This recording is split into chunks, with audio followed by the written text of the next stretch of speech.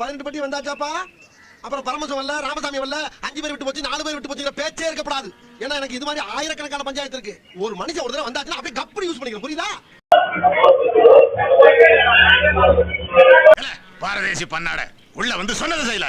டேய் ஏன்டா கொந்தளிக்கிற? எங்கேயும் தனிப்பட்டு செயல்படாதுன்னு சொல்லிக்கிறா. பரதேசி இருடா இருடா.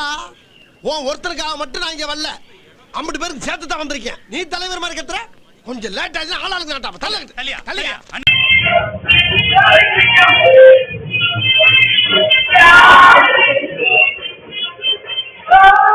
என்ன லுக்கு?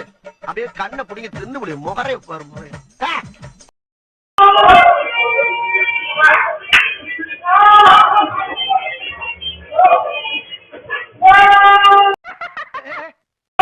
என்ன சிரிப்பு?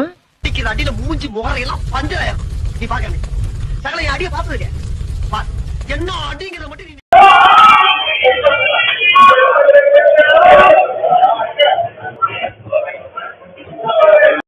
சித்தப்பு நீங்க எப்ப வந்தீங்க? என்னடி பார்க்கவே இல்லையா? இல்லையா சித்தப்பு? அங்க ஒரு 7 பேருமா, அவனுக்குனால எவ்வளவு முடியுமோ அவ்வளவு அடிச்சானுங்க. 3 மணி நேரம் மூச்சு திணற திணற அடிச்சானுங்க. சரி அடிச்சிட்டு போங்கடான்னு விட்டுட்டேன். விட்டுட்டீங்களா? அவங்கள அடிக்கலாம் இல்ல, ஏன்?